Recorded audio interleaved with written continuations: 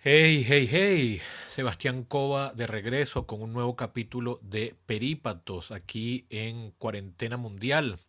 Este capítulo está hecho con la intención de aportar a la crisis, a esta cuarentena a la que me refiero, tratando de concentrar en un mismo espacio varias de las dudas que tenemos, que he notado que todos tenemos o muchos tenemos acerca de la enfermedad que ya es pandemia COVID-19. En esta oportunidad no voy a hablar yo solo. Hice llave con mi amigo y socio, cofundador de este proyecto, el proyecto Perípatos, el doctor Guillermo Garrido.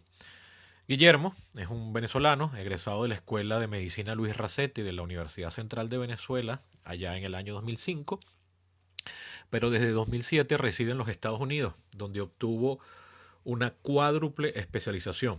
Primero, en medicina interna en el Albert Einstein Medical Center de la ciudad de Filadelfia y luego en medicina crítica intensiva, en trasplante pulmonar y en enfermedades avanzadas del pulmón. Todos estos en la prestigiosa Universidad de Stanford de Palo Alto, California. Recientemente estuvo trabajando por 2 años en el área de trasplante, o sea, cuidados intensivos de trasplante, en la ciudad de Tampa, pero actualmente, desde comienzos de este año, es decir, se está inaugurando con esta crisis, reside en la ciudad de Orlando, trabajando en el Orlando Regional Medical Center. Lo que quiere decir que se haya dado a su formación de neumonólogo o pulmonólogo, como lo quieran llamar, tiene diferentes nombres esta especialidad en todo el mundo, eh, está en la primera línea de fuego en el combate a la pandemia, en además una ciudad que por su carácter turístico, y además en un estado donde la crisis se ha repuntado en las últimas semanas, pues bueno, o sea, lo que está viendo suceder es, creo que ninguno de los que estamos oyendo o de los que oirán este podcast está viviendo la experiencia como la está viviendo él.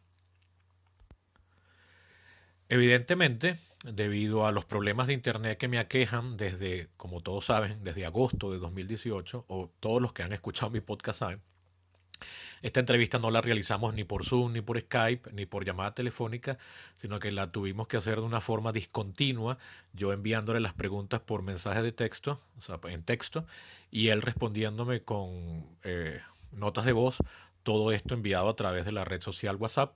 Todo lo hicimos a lo largo de la tarde del jueves 26 de marzo de 2020. Esto hace que para el momento que ya van a oír esto, algunos de los datos nos iban sobrepasando a medida que íbamos grabando la entrevista. Y bueno, en algunos puntos, algunos pequeños datos quedaron desactualizados, pero en realidad la misma conversación ya preveía esos escenarios, así que no hay desperdicio alguno. De hecho, toda la conversación eh, creo que va a ser del interés de todos ustedes. Esa fue la intención con la que fue hecha. Evidentemente les advierto que como grabamos esto con nuestros teléfonos, la calidad del audio no es la que me gustaría, pero como lo perfecto no debe ser enemigo de lo bueno, aquí se las dejo, pues, publicada, eso sí, en varias partes, es decir, están compartamentalizadas, cada respuesta es un segmento, cada pregunta y cada respuesta es un segmento diferente, y voy a estar publicando esta entrevista no como un solo podcast, sino como varios capítulos a lo largo de este primer fin de semana, de modo que no tengan que oír un único capítulo larguísimo en una sola grabación de cerca de 1 hora, ¿no? O sea, ustedes pueden administrar cómo van oyendo todo esto. Antes de empezar, eso sí, les debo aclarar que pese a sus altísimas credenciales, el doctor Garrido respondió a todas mis preguntas a título personal y en ningún momento pretende estar hablando por la institución en la que trabaja o alguna de las instituciones en las que estudió o colaboró o formó parte del staff. ¿Ok? No está hablando a nombre de terceras personas, solo desde su experiencia y su formación personal. No es mera opinión, no es doxa, como diría Platón, es epistem, o sea, es el conocimiento reflexionado y empíricamente comprobado de un experto, pero exclusivamente a título personal. Sin más preámbulos, a partir de este momento les dejo con las preguntas y las respuestas de mi amigo, el doctor Guillermo Garrido, desde la ciudad de Orlando, en el estado de la Florida, de los Estados Unidos. Guillermo, mi primera pregunta es la siguiente. La enfermedad COVID-19, que es causada por el virus SARS-CoV-2, SARS-CoV-2, SARS-CoV-2, ha sido descrita por los medios, es decir, cuando le llegó al público lego en general, como, y cito entre comillas, una forma de neumonía, un tipo de neumonía. Sin embargo, mucha gente, sobre todo al comienzo, la clasificó o se refería a ella como una simple gripe. Entonces yo quisiera partir aclarando los términos y explicando en qué se diferencia la neumonía, que también la conocemos como pulmonía, en general, en qué se diferencia de la gripe, o más concretamente de la influenza, que tengo entendido que gripe e influenza no son necesariamente lo mismo.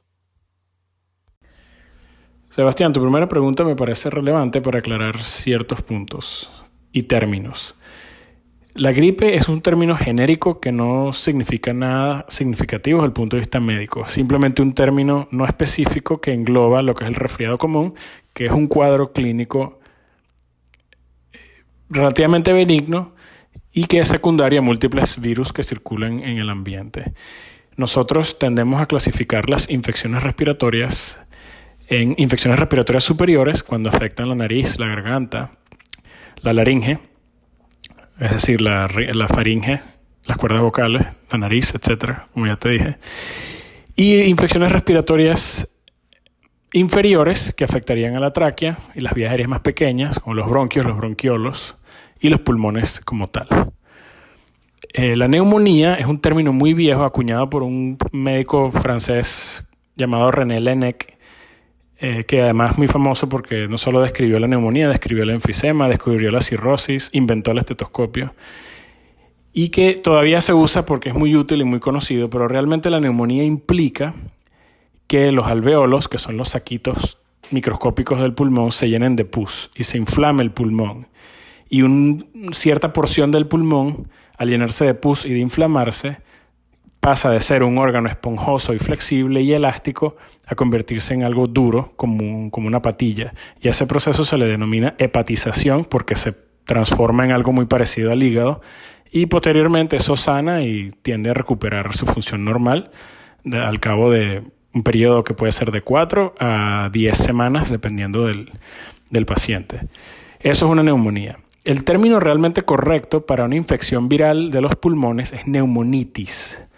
Pero la gran mayoría de los médicos utilizan los términos de manera intercambiable, neumonía, neumonitis.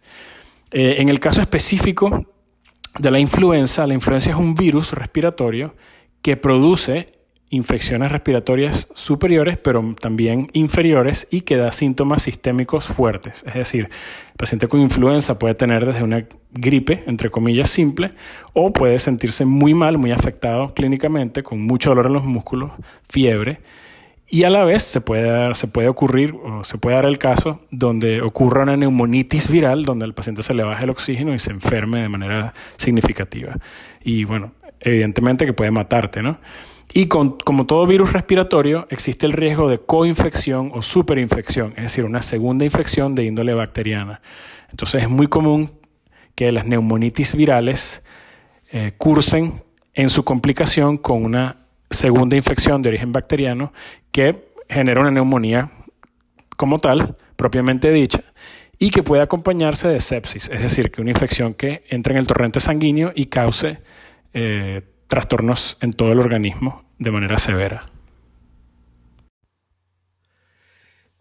Como complemento de la pregunta anterior, o inmediatamente seguida, quisiera saber, la neumonía, cuando usamos este término, se refiere a una enfermedad específica producto de un patógeno o familia de patógenos determinados, es decir, a un patógeno, esta enfermedad específica con este cuadro, o es un término genérico que se utiliza para referirse a todo tipo de padecimiento pulmonar. Y en todo caso, ¿en qué se diferencian las neumonías comunes, ya descritas por la ciencia médica, de estas nuevas versiones SARS, que quieren decir síndrome respiratorio agudo y severo, que producen los coronaviruses? De manera que el término neumonía o neumonitis es simplemente un término que describe un diagnóstico, un cuadro respiratorio de la vía aérea inferior, inclusive el pulmón, mediante el cual el pulmón se inflama y genera síntomas sistémicos como fiebre, síntomas respiratorios como tos, y que puede evidenciarse falta de oxígeno. Al paciente se le baja el oxígeno y puede cursar con dificultad para respirar. Pero la neumonía tiene múltiples causas. Hay causas virales y virus que causan neumonía. Hay una lista muy larga, decenas de viruses. Y de igual manera, bacterias, muchas, bacterias típicas, bacterias atípicas, micobacterias como la tuberculosis, hongos de toda índole, e inclusive parásitos. Es decir, la neumonía tiene múltiples causas. En el caso del coronavirus, en efecto, tal cual como puede producir la influenza, el paciente puede experimentar neumonitis viral con baja de oxígeno y lo pone a riesgo, como te mencionaba anteriormente, de una neumonía bacteriana superimpuesta, lo cual tiende a ser extremadamente complicado y puede ser incluso catastrófico. Como tercera pregunta, Guillermo, antes de entrar ya otra vez en el tema concreto de los padecimientos de la enfermedad, tengo una duda de carácter epidemiológico. Para el momento en que estamos grabando esto, jueves 26 de marzo de 2020, en Estados Unidos está creciendo vertiginosamente la curva de contagiados, pero digamos que es un país que apenas está implementando muy recientemente las medidas de cuarentena y de hecho de forma no general, sino cada estado lo está decidiendo. Pero después de China, que fue donde se identificó la enfermedad el 30 o 31 de diciembre de 2019, cuando lo admitieron, de hecho, ha sido en Italia y en España los primeros países donde eh, la epidemia creció fuera de China y de hecho fueron los países que hicieron que se moviera el epicentro mundial. En estos países vemos que la curva de crecimiento de los nuevos infectados y también la de los decesos no para de crecer pese a las medidas de cuarentena, con lo cual, por supuesto, todos nos alarmamos. Esto podría significar que es que los contagios ya habían ocurrido en masa muchas semanas antes o incluso meses antes de que decretaran la emergencia en China a finales de enero. En China se identificó la enfermedad el 30-31 de diciembre, pero no fue sino hasta la última quincena de enero, el 20, 19, 20 de enero por ahí, que se admitió que había una crisis, ¿no? Entonces posiblemente será que mucha gente había viajado y se había contaminado y no lo sabía y son esos casos que se están reportando ahora. Bueno, con respecto a cuánto tiempo tiene esto rodando, dudo que sean meses. Ya se sabe que el periodo de incubación del virus puede ser hasta de 14 días, desde el momento que infecta a una persona. Y luego hay un periodo de síntomas mínimos que puede ser de hasta 10 días. Es decir, que por 24 días tú puedes estar infectado y estar asintomático o sintiéndote con gripe, entre comillas, o cualquier cosa, moquillo, digamos, lo que nosotros llamamos rinorrea, y síntomas muy inespecíficos y estar en efecto infectado y contaminando a otra gente. Dudo que sean meses, pero no descarto que en España y en Italia hayan tenido el virus rodando por la comunidad por 3-4 semanas y ahora estás viendo el coletazo de casos que se dieron porque hubo muchas concentraciones públicas, sobre todo en España, en las semanas precedentes, donde ya se sabía que en Italia se estaba saliendo de las manos la situación. No lo sé del resto, dudo que hayan sido meses, como te decía antes, pero sí, claramente hay un periodo que es lo suficientemente largo de transmisión asintomática que es extremadamente problemático porque no te permite a los epidemiólogos y al personal de salud pública rastrear contactos y establecer cuarentenas a tiempo. Simplemente ya eso es prácticamente imposible porque no sabes quiénes están infectados y si alguien puede transmitir a la gente la enfermedad de manera cuando está asintomática, desde el punto de vista epidemiológico se convierte en una pesadilla. En mi pregunta anterior, Guillermo, hice una mención de pasada que en los Estados Unidos está creciendo muchísimo también y de hecho es probable que mientras grabemos esta entrevista, Estados Unidos se convierta ya en el primer país con número de reportes, ¿no? Que supere a todos los países europeos, incluso que supere a China. Esto lo estamos grabando el jueves 26. ¿Qué posibilidades hay de que ocurra esto, de que sea el nuevo epicentro de la pandemia? La situación actual en los Estados Unidos es extremadamente preocupante. La probabilidad de que se convierta en el nuevo epicentro, no te digo que es 100% porque no soy vidente, pero te puedo decir que al momento que hago esta grabación, que es 26 de marzo a las 5 de la tarde, hora de Miami, hora del este de los Estados Unidos, ya hay 79.500 casos confirmados, de los cuales 37.000 son en el estado de Nueva York. Y en China se han reportado 81.500 y en Italia poco más de 80.000. Solamente ayer, se diagnosticaron 14.000 casos en los Estados Unidos y el día anterior, el 24 de marzo, se diagnosticaron poco más de 10.000. Y el día anterior, 8.000. Es decir, estamos diagnosticando exponencialmente. Así que estoy dispuesto a apostar dinero que de aquí a mañana, a esta hora, vamos a ser el país con más casos a nivel mundial. Afortunadamente, nuestra tasa de mortalidad se está manteniendo alrededor del 1.2 al 1.5%, mientras que en Italia ha llegado hasta el 10% y en España está rondando el 7%. Pero no me queda ninguna duda de que vamos a ser el nuevo epicentro, salvo que España se descompense mucho más de lo que ya se ha descompensado, o si Italia experimenta una recrudescencia. Pero dadas las condiciones de Estados Unidos, que es un país tan grande, con tanto movimiento global de mercancía y de personas, por ejemplo, donde yo vivo en Orlando, que es una ciudad turística, Nueva York claramente se perjudica. Todos estos centros urbanos de alta población se perjudican de lo que se benefician, que es específicamente el comercio, el movimiento de gente y de bienes y servicios. Y bueno, son ciudades de alta densidad de población que tienen mucho visitante doméstico e internacional y que están a riesgo de contacto y de transmisibilidad muy alta.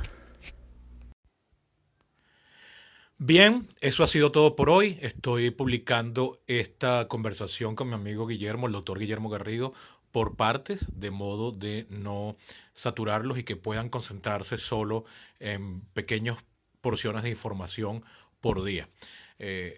Suscríbanse al podcast si no lo han hecho todavía, donde quiera que lo estén oyendo, en Anchor, en Spotify, en Google Podcast, Apple Podcast, lo que sea.